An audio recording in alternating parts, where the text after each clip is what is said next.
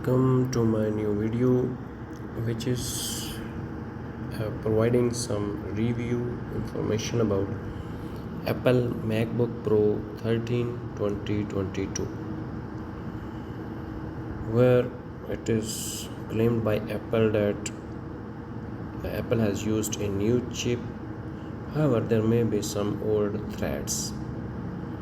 Apple has put a 2022 CPU in a 2016 computer.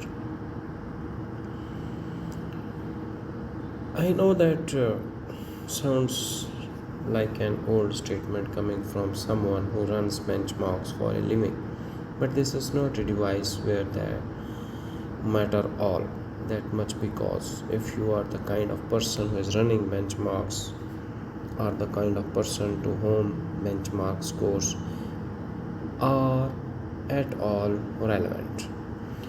Here I am going to tell you in this video right at the top that you should not be buying this. Now let us explore that what are the reasons that the current MacBook what is its market. This MacBook Pro has the exact same chassis as the 13-inch M1 MacBook Pro that was released in 2020, which itself used a design that dates back to 2016. It is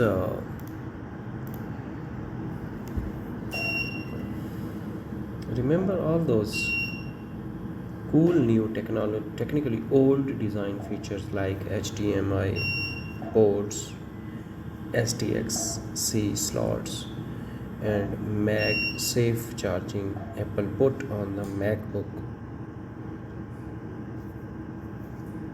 Pro models it released in late 2021. Hey, none of those are here. Neither is the fancy mini LED display or upgraded 1080p webcam. There has basically only been one change made to the MacBook Pro from 2020. It has a new processor.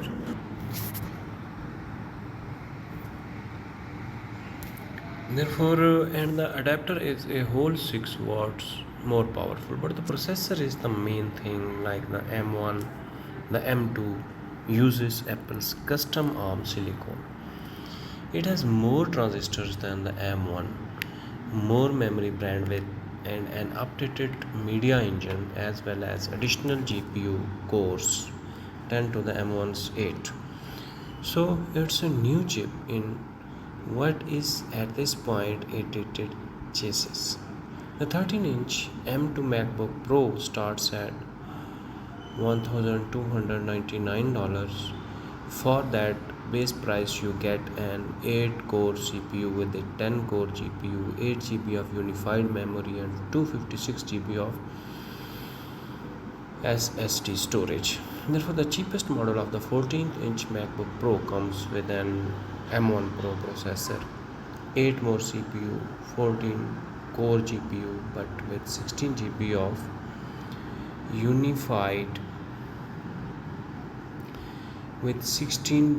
unified memory and 512 GB of storage. That model would cost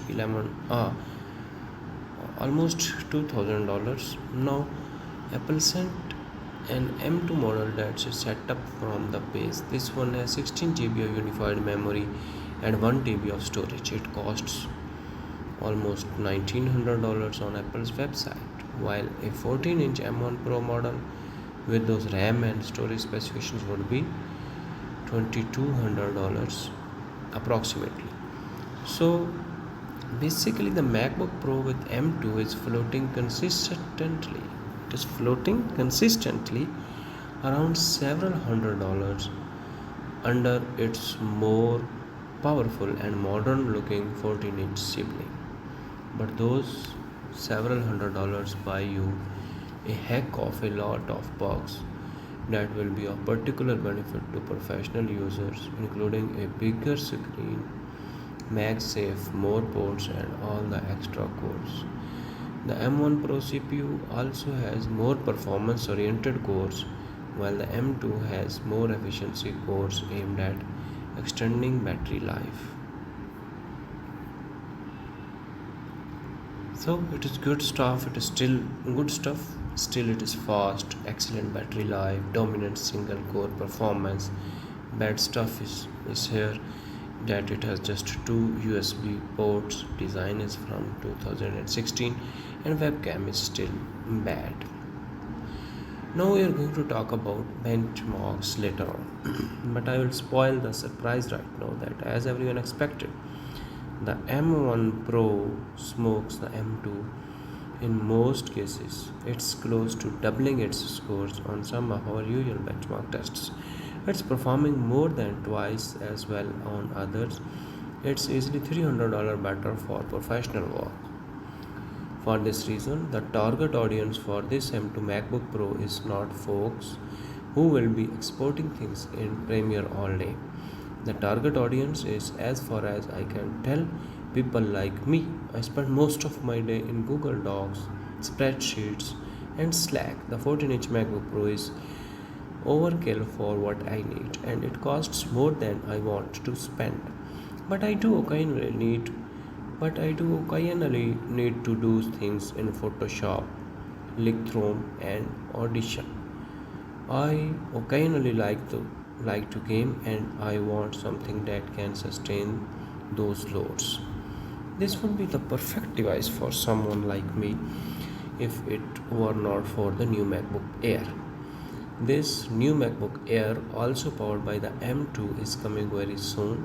It will be, as far as I can tell from Apple's website, the same price as the M2 MacBook Pro for the same specifications in most cases. They level out at the $1,500 mark, but unlike the MacBook Pro, the M2 MacBook Air did get a big redesign, and it includes all kinds of new features, including new colors, a larger display, a 1080p webcam, and especially MagSafe that this device does not have.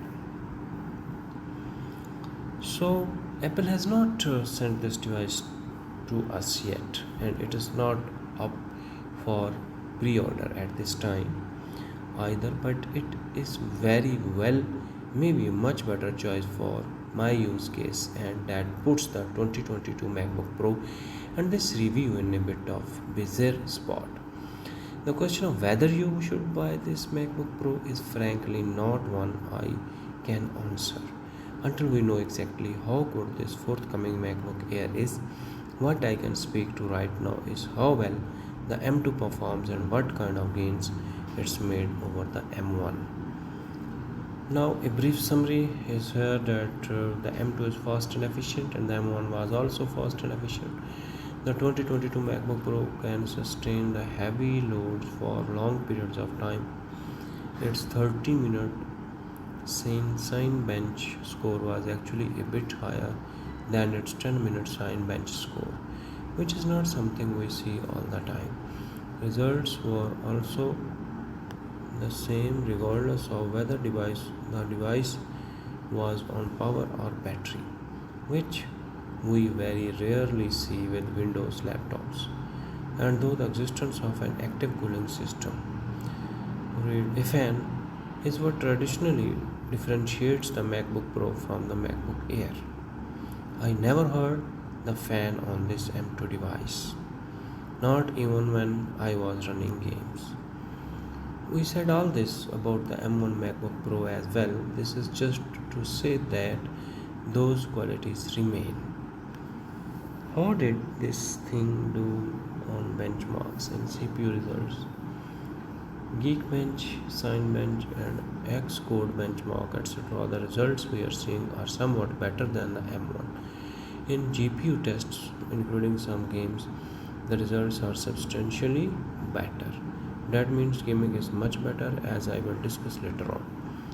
The M2 did edge out the pricier M1 Pro in the single core benchmark I ran. That's impressive itself. but it also bodes well for the M2 Pro Max and Ultra variants that we will presumably see down the line. They will likely display single core speed improvements over their M1 based predecessors rather than just loading on more cores. MacBook Pro 13 2022. If we apply a benchmark like Cinebench R23 Multi, then its score is 8689. Cinebench R23 Single score is 1584.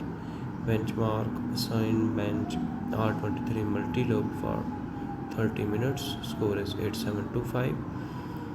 If the benchmark is Geekbench 5.3 Jeep CPU Multi, then the score is 8968.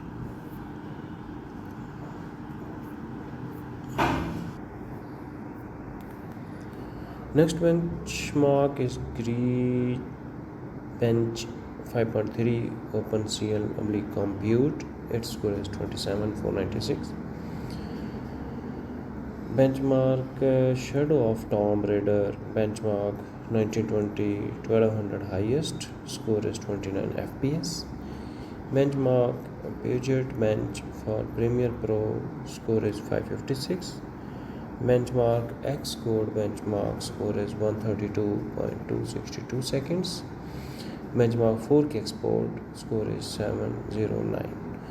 MacBook Pro 13 2020. What were the benchmarks? Cinebench R23 Multi score is 7729 and it is in MacBook Pro 13 2022 8689.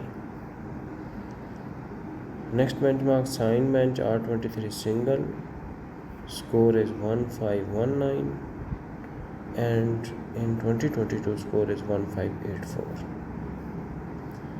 In the next benchmark, Cinebench R23 multi-looped for 30 minutes. Score is 7729 and in the 2022 the score is 8725. So there is some improvement. Geekbench 5.3 CPU multi. The MacBook Pro 13 2020 score is 7554 and in the 2024 the score is 8968. So in this way, if we compare the Apple MacBook Pro 14 2021, then it is the check mark is that technological progress has been made. However, the delta between the M1 Pro and the M2 is significantly larger than the delta between the M2 and the M1 in every test here, which underscores how much of a better buy the M1 Pro is for users who will regularly be stressing the system. To repeat, this is not unexpected. It is just meant to demonstrate that $300 can buy you quite a lot more performance. What's more important for the me demographic is how the M2 performs on the types of tasks that the M1 Pro is overkill for. So I put the M2 MacBook Pro and the M1 MacBook Pro side by side and did a bunch of my daily work on both of them. The M2 did in some cases lead to a technically faster experience. One of these cases was in Google Docs. The M2 was actually noticeably faster by a few seconds to open up a 350 page Google Doc. My spreadsheets with hundreds of rows were also noticeably faster to scroll through on the M2. And the newer MacBook was quicker to swap between tabs and run calculations. The 2022 MacBook was also better at gaming, though I will stress that this benchmark is just meant to showcase the graphic improvement that Apple has made. Don't buy a MacBook to play games. The previous MacBook ran the shadow of the Tomb Raider benchmark at an average of 20 FPS, while the M2 device averaged 29 FPS, which is close to a 50% increase. That is the sort of difference I can see with my eyes while watching the benchmark run. I saw some other small improvements here and there. When I was playing around a Swift Playground 4, the M2 was a smidge faster to load some of the interfaces and animations. I used Audition to add some I used Audition to add some CPU heavy effects to an audio clip, and M2 was just slightly faster to complete them. I don't think either of these would really make a difference in my life if I had not been using the computer side by side, but I suppose it's time that would add up over long periods. And there were some cases where I could not see differences even when I was actively looking. The experiences in Photoshop where I desaturated some images and added some basic filters was basically identical. Lightroom was the same deal. Most of what you might do in Audition, like playback and hopping through projects, was also the same. Results in Premiere Pro were mixed. The M2 did beat the M1 on the Puget Systems benchmark for Premiere Pro, which tests live playback as well as export performance. I did not actually see a sizable difference in export time when I put the two laptops next to each other, though the M1 actually finished first in most cases because the M2 kept getting caught on certain graphics. I don't want to read too much into that because the Premiere can be finicky with that kind of stuff. So it is always hard to know exactly what's going on, but it is worth remembering that how well a computer does on some workloads is not always in its manufacturer's control. Now, there is one way in which the MacBook Pro with M2 does have a significant advantage over the more expensive machines. That is battery life.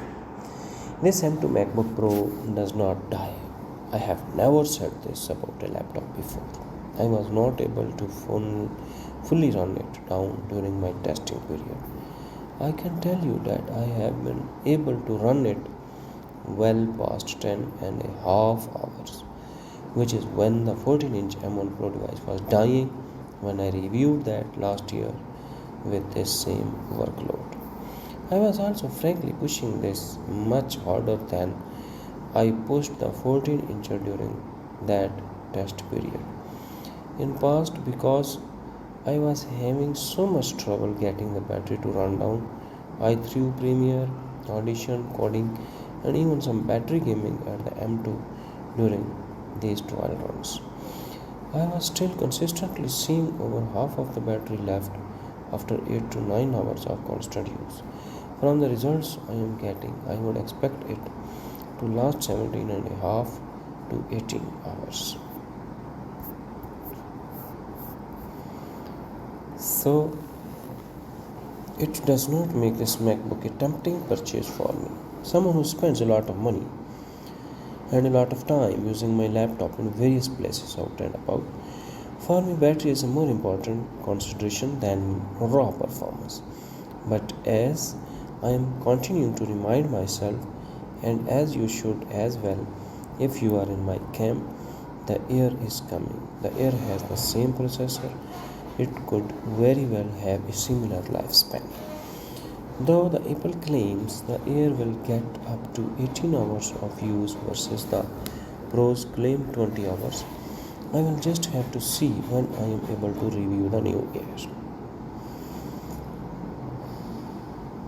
Some persons also complain that the chip bumps are boring, and I think in many cases they are being unfair. I'm writing this review right now on an Intel MacBook Pro, and that only lasts 4 hours of battery, has fans that has constantly been heard around the office. The M2 though is not quite doing that. It is an impressive chip and it is faster than the M1, and it's certainly helping the MacBook keep up as the Intels and the AMDs of the world get better.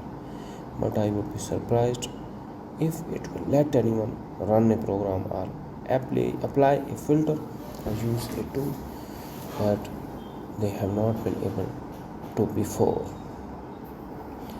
The primary advantage it has over the M1 Pro is battery life, and that's huge benefit, but also something I want to avoid celebrating too much until I have a MacBook Air in my hands. Which leads me to the second question: should you buy it?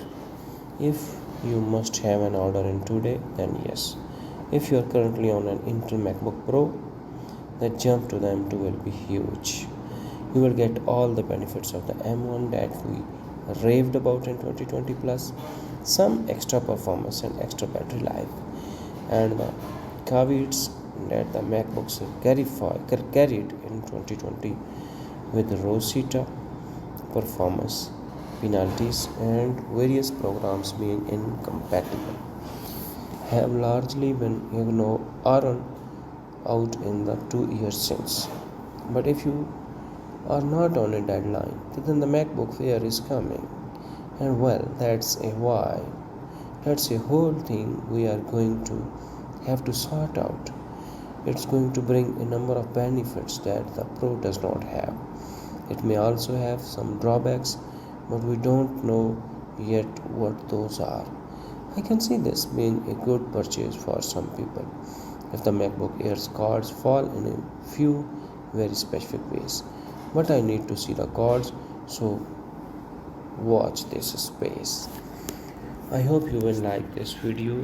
Then please, it is requested to like my video and subscribe to my channel for more videos. Thank you so much.